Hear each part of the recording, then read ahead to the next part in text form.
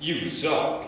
Hello and welcome back to the XVI Dynasty newsletter. The studio is still under construction, so nothing will be on camera this week, but let's jump right into some power rankings. Week 10 was very exciting and a lot has changed. Our biggest mover this week is unfortunately Huge Sack. This team might actually be legit no matter how much you want to admit it. Next big mover is one I never thought I'd say, and that's Sunglasses at Night. They're moving up the boards all the way to number 15, dropping KOC and Balls down to 16. I expect Sunglasses at Night to get a win at some point this year, and in week 14 he plays KOC and Balls, which is going to be an electric matchup. On to conference standings. Conference A is still a tight race, as it's only 2 games between the top and bottom. It's also worth it to note that in Conference A, there's a divide between the two divisions, as the North has taken the top 4 spots. Conference B is still led by Kirk and Goff and Huge Sack, but we have a new face in the top 3. Plenty of Genty started the year 0-4 and has now won 6 straight, and 1 game back from the conference lead. Pizza Boys is 3 games behind, and it would take a miracle, but he isn't dead yet. Next is division standings. The North has a new leader in Devon Showerhandle at 7-3, and the other 3 teams are 1 game behind.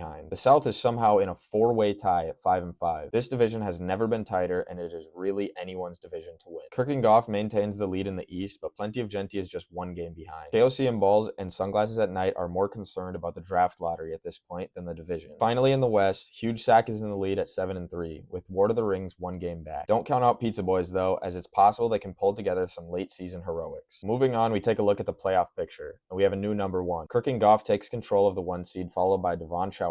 Read about Tracy's Cups and Huge Sack are leading their respective divisions, so they sit at 3-4. And last, Ford Motor Company has the first wildcard spot. Plenty of Genty sneaks into our second wildcard spot. Quickly touching on the lottery, we have some big moves. Pizza Boys moves down to 6, and our biggest shock to the lottery is Ford Motor Company holding the number 2 lottery pick. He can say thanks to Plenty of Genty for knocking Ward of the Rings out of the wildcard, making him eligible for a lottery pick. Finally, it's time to talk bums, and this week our most valuable bum award goes to Jalen Naylor, who had 5 catches for 124 yards and a touchdown. Unfortunately, this performance was not enough to get RB University the win, as he fell less than 1 point short of beating 911. That's going to do it for this week's newsletter. There's only 4 weeks left and a lot of teams fighting for division crowns and wildcard spots. If you watched this far in the video, text Huge Sack should be lower in the power rankings in the group chat. There's going to be an exciting reveal in next week's newsletter. So with that said, good luck in week 11, and we'll see you next week.